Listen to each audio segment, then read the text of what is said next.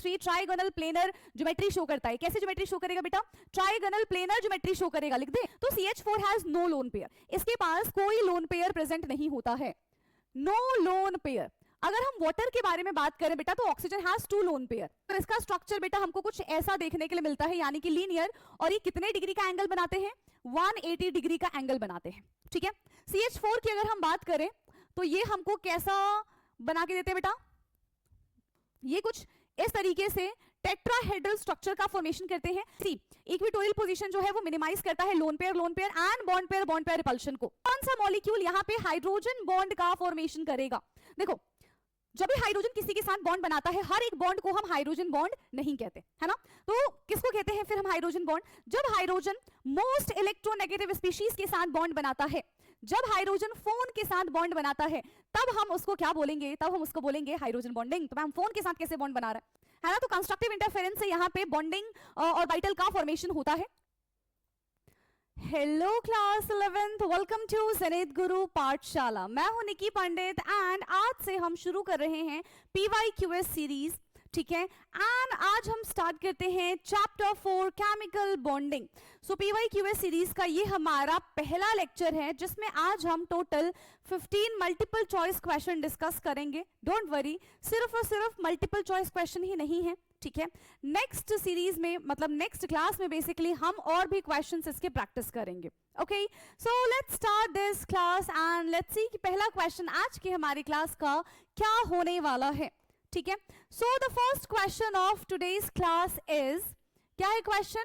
Which of the following species has 120 degree bond angle? किस species के पास यहाँ पे 120 डिग्री बॉन्ड एंगल होता है? एनी आइडिया किस किस के पास यहाँ पे 120 डिग्री बॉन्ड एंगल है? सबसे पहले लिखा हुआ है NCl, यस, NCl3 बेसिकली।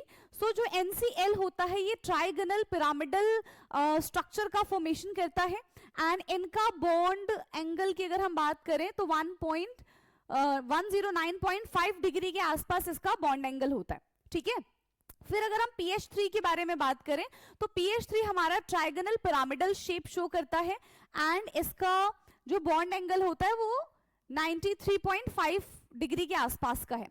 फिर हम CIF3 की बात करें तो CIF3 टी शेप का होता है, ठीक है। कैसे शेप का हो जाएगा बेटा? टी शेप का होगा एंड इसके अगर हम एंगल के बारे में बात करें तो मोर देन 90 एंड 180 डिग्री का हमको यहाँ पे एंगल देखने के लिए मिलता है। बट जब हम BCl3 के बारे में बात करते हैं तो BCl3 trigonal planar geometry show करता है। कैसे ज्योमेट्री शो करेगा बेटा? ट्राइगोनल प्लेनर ज्योमेट्री शो करेगा, लिख दे। ये हमारा ट्राइगोनल कैसे ज्योमेट्री शो करता है? ट्राइगोनल प्लेनर, एंड इसमें हमें 120 डिग्री एंगल देखने के लिए मिल जाता है, ठीक है। इसमें हमको 120 डिग्री एंगल देखने के लिए मिल जाएगा।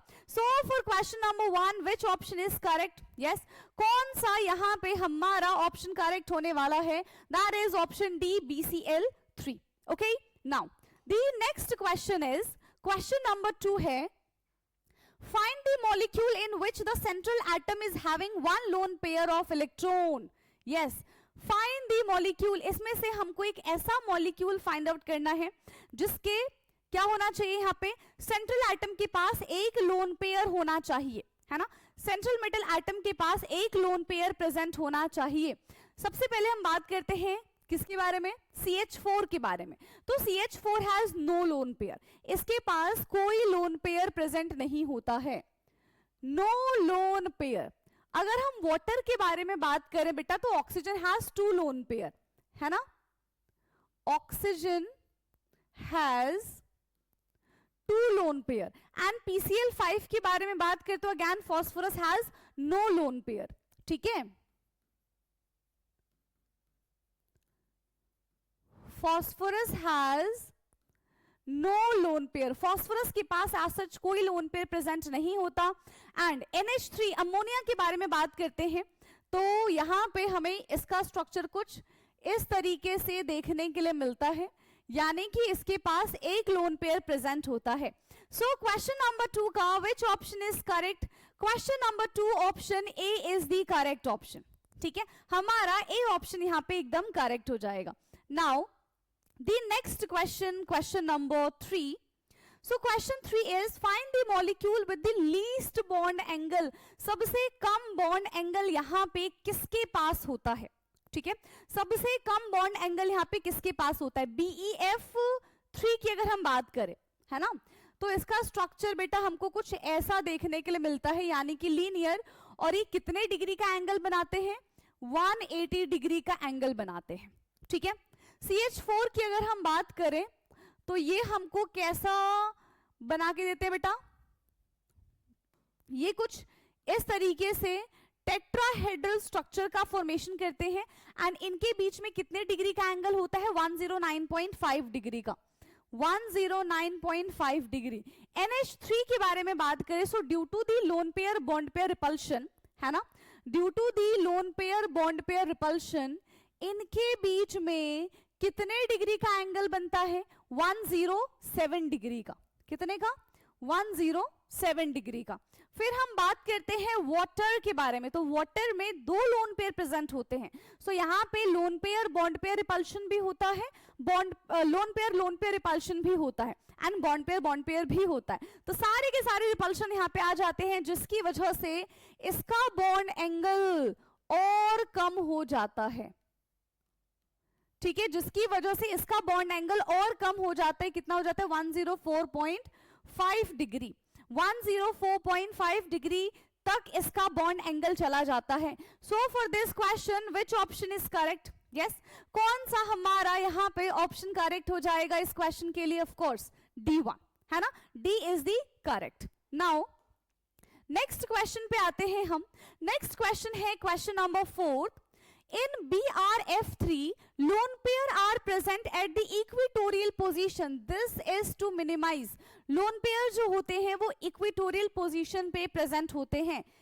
किस चीज को minimize करने के लिए? ठीक है, bond pair repulsion only, lone pair repulsion only, lone pair repulsion only, both B and C. यानी कि bond pair, lone pair सारे repulsion। किसकी वजह से उसको इक्वेटोरियल पोजीशन पे रखा जाता है? सी, इक्वेटोरियल पोजीशन जो है वो मिनिमाइज करता है lone pair and bond pair repulsion को, right? So for this question which option is correct?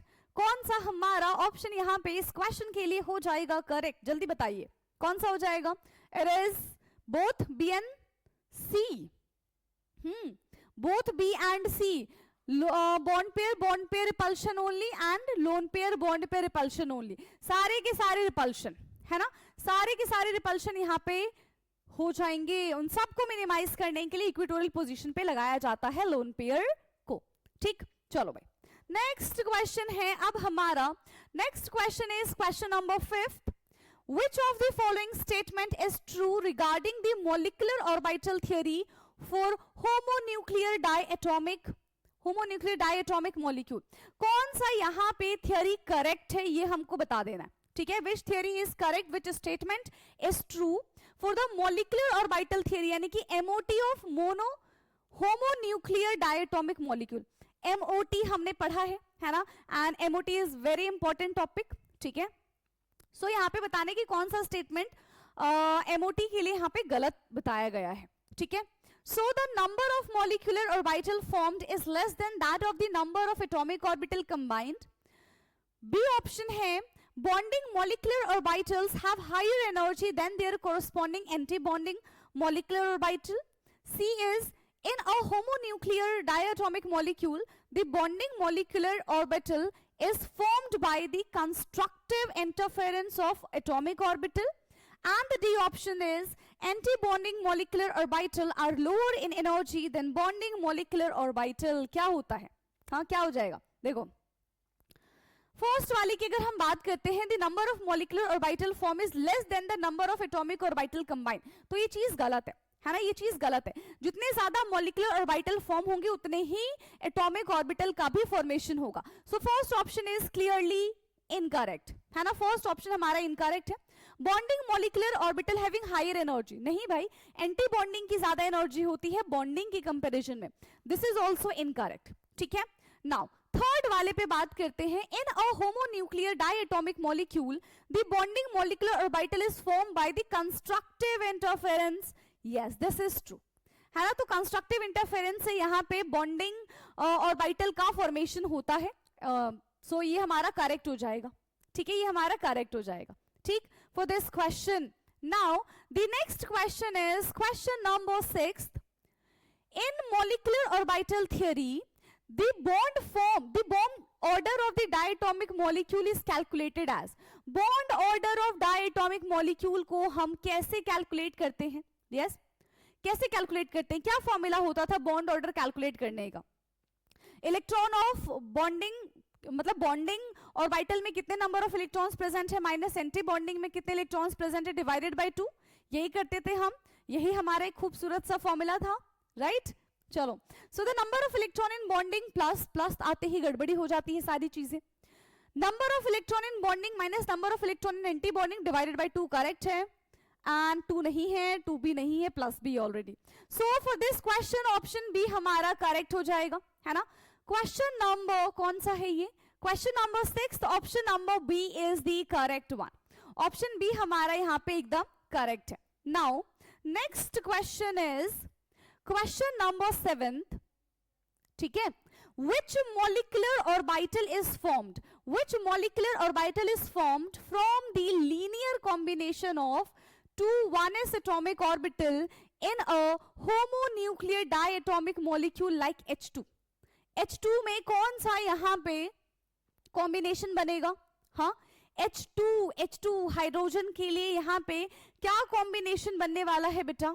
Yes, any idea क्या कॉम्बिनेशन बनने वाला है? देखो, सिग्मा 1s है ना, और 2 है तो मतलब 2 ही आ जाएगा, इसके अलावा और कुछ नहीं आएगा, है ना, इसके अलावा और कुछ भी नहीं आएगा। फर्स्ट ऑर्बिटल ही यहाँ पे यूज किया जाएगा, है ना। एंड कंस्ट्रक्टिव की अगर हम बात करें तो sigma 1s for molecular orbital, और डिस्ट्रक्टिव की अगर हम बात करते हैं तो सिग्मा के ऊपर स्टार आ जाता है, that is for higher energy, है ना। So for this question which option is correct? Only and only C option हमारा करेक्ट होगा, ठीक है। Only and only C option is the correct one. Now the next question is question number 8। Which of the following diatomic molecule is paramagnetic according to the molecular orbital theory? molecular orbital theory के according, यानी कि MOT के according कौन सा यहाँ पे paramagnetic है? Now what is paramagnetic? हाँ, पैरामैग्नेटिक का मतलब होता है which have at least one unpaired electron, जिसके पास अगर एक भी अनपेयर्ड इलेक्ट्रॉन प्रेजेंट होगा तो वो हमारा पैरामैग्नेटिक में काउंट हो जाएगा, ठीक है। वो हमारा किस में काउंट हो जाएगा बेटा? पैरामैग्नेटिक में काउंट हो जाएगा, ठीक है। यहाँ पे सबसे पहला है हमारा नाइट्रोजन, बेसिकली ये N2 की फॉर्म में होता है ना। नाइट्रोजन कैसा होता है? इसके सारे के सारे इलेक्ट्रॉन पेयर्ड होते हैं। कैसे होते हैं बेटा? सारे के सारे इलेक्ट्रॉन पेयर्ड होते हैं, तो ये तो हमारा डायमैग्नेटिक हो जाएगा, ठीक है। O2 के बारे में अगर हम बात करें तो yes, oxygen have unpaired electron, ठीक है। ऑक्सीजन के पास अनपेयर्ड इलेक्ट्रॉन होता है, तो ये हमारा पैरामैग्नेटिक होगा। रेस्ट आर दी, ये भी हमारा डायमैग्नेटिक है, और ये भी हमारा डायमैग्नेटिक है। सबके सब डायमैग्नेटिक होंगे एक्सेप्ट ऑक्सीजन, ठीक है। Except oxygen all are diamagnetic. Oxygen हमारा पैरामैग्नेटिक होगा यहाँ पे, ठीक है। So for this question only and only option B is the correct, ठीक। चलो नेक्स्ट क्वेश्चन पे आते हैं अब हम। नेक्स्ट क्वेश्चन है question number 9। Which of the following molecules can form hydrogen bond? कौन सा मॉलिक्यूल यहाँ पे हाइड्रोजन बॉन्ड का फॉर्मेशन करेगा? देखो, जब भी हाइड्रोजन किसी के साथ बॉन्ड बनाता है, हर एक बॉन्ड को हम हाइड्रोजन बॉन्ड नहीं कहते, है ना। तो किसको कहते हैं फिर हम हाइड्रोजन बॉन्ड? जब हाइड्रोजन मोस्ट इलेक्ट्रोनेगेटिव स्पीशीज के साथ बॉन्ड बनाता है, जब हाइड्रोजन फोन के साथ बॉन्ड बनाता है, तब हम उसको क्या बोलेंगे? तब हम उसको बोलेंगे हाइड्रोजन बॉन्डिंग। तो मैम फोन के साथ कैसे बॉन्ड बना रहा है? हमारे फोन के साथ तो कोई हाइड्रोजन बॉन्ड नहीं बनता। हाँ, फोन का मतलब है यहाँ पे फ्लोरीन, ऑक्सीजन एंड नाइट्रोजन, ठीक है। फोन का मतलब है यहाँ पे फ्लोरीन, ऑक्सीजन एंड नाइट्रोजन। जब हाइड्रोजन इनके साथ बॉन्ड बनाएगा, that is called hydrogen bond, ठीक है। तो CH4 देखो, carbon is not electronegative species, तो यहां पे तो भाई हाइड्रोजन बॉन्ड बनने से रहा, ठीक है। हाइड्रोजन क्लोरीन के साथ बना रहा है बॉन्ड, इज इट ट्रू?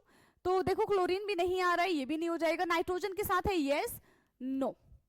आसान क्वेश्चन था ना, है ना? So for this question, question number 9, option C हमारा करेक्ट हो जाएगा, दैट इज NH3। कौन सा ऑप्शन करेक्ट है बेटा? NH3, यानी कि option C is the correct one. ठीक, चलो नेक्स्ट क्वेश्चन पे आओ। एंड नेक्स्ट क्वेश्चन है question number 11th, not 11th, it's 10th। Which of the following statement about hydrogen bonding is incorrect? कौन सा यहाँ पे हाइड्रोजन बॉन्डिंग के लिए स्टेटमेंट ही गलत है? हाँ, कौन सा यहाँ पे हाइड्रोजन बॉन्डिंग के लिए हमारा स्टेटमेंट ही गलत है? So hydrogen bonding is a type of covalent bond. Hydrogen bonding जो है एक टाइप का कोवेलेंट बॉन्ड है। ठीक है, क्या है बेटा? एक टाइप का कोवेलेंट बॉन्ड है।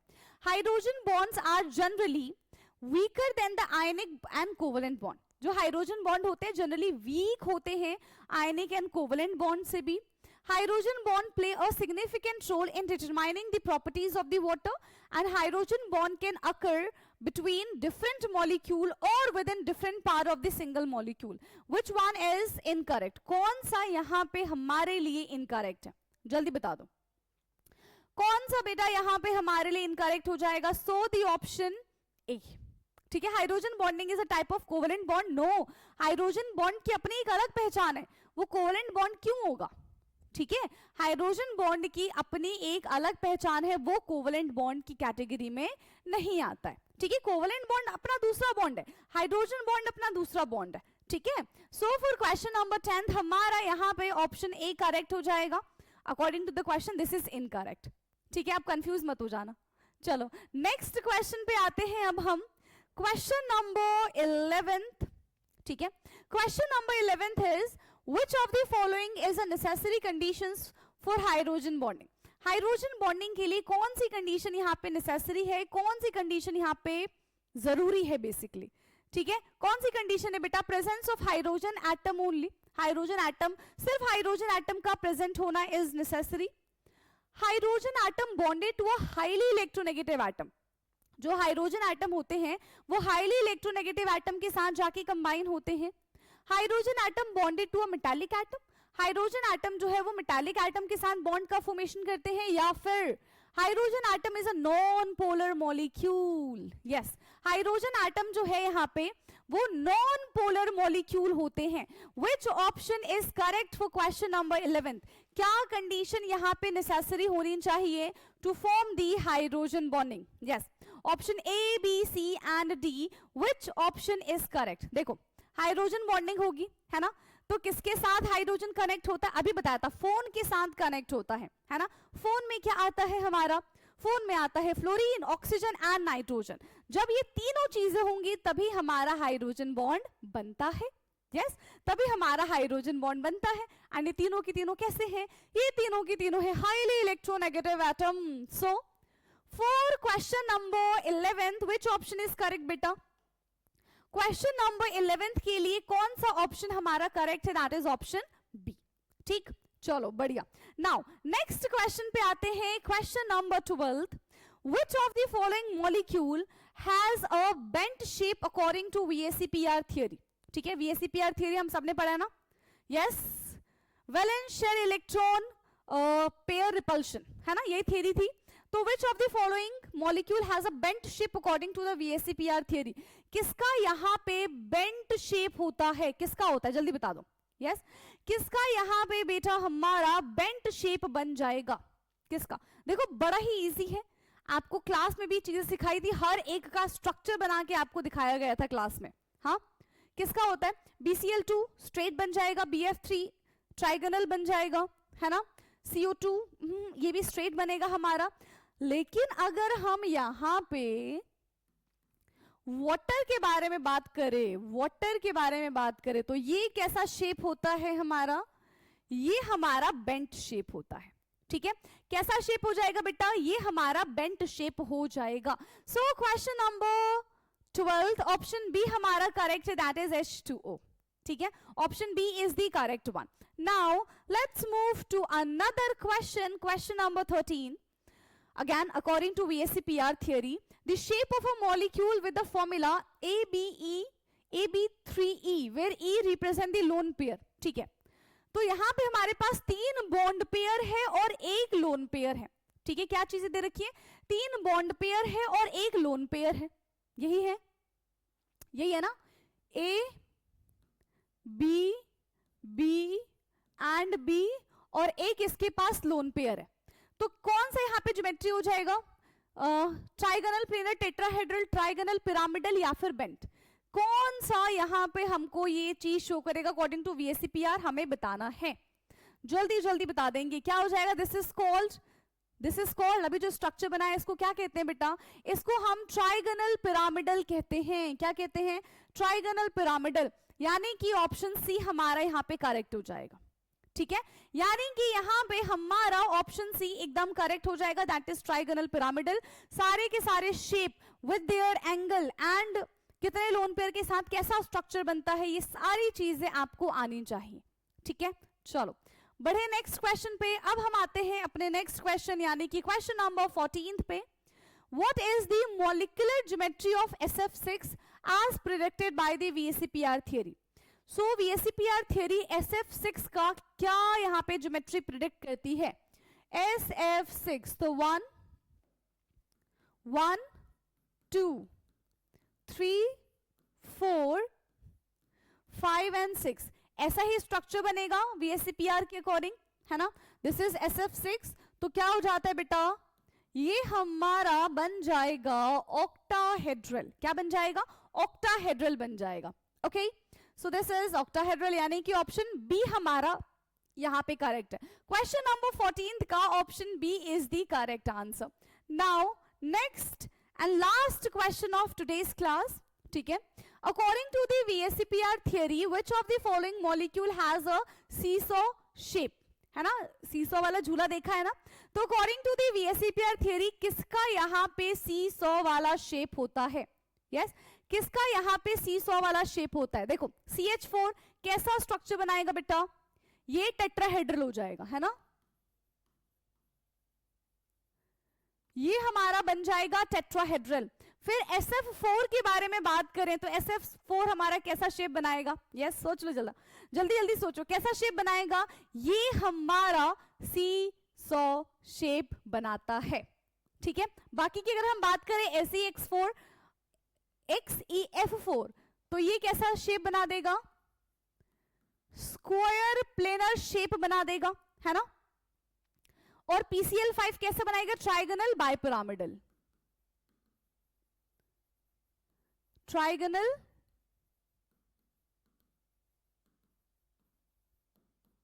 नॉट पाई, इट्स बाय, ठीक है, ट्राइगोनल बाइपिरामिडल, ठीक है। रुको, ट्राइगोनल हो गया, बाइपिरामिडल। एंड अभी जो बोला SF4 वो कैसा शेप बनाता है, यस SF4 कैसा शेप बनाता है, तो SF4 हमारा सीसो शेप बना देगा। कैसा शेप बना देगा,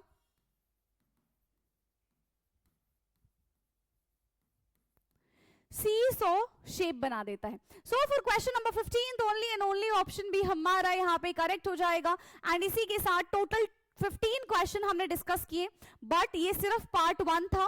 पार्ट 2 में हम सॉल्व करने वाले क्वेश्चंस करेंगे एंड मैं पूरी कोशिश करूंगी कि वो जो हमारी क्लास होगी वो लाइव होगी, है ना, ताकि आप भी अगर कोई डाउट होगा आपका तो आप इंस्टेंट डाउट पूछ सकते हैं, ठीक है।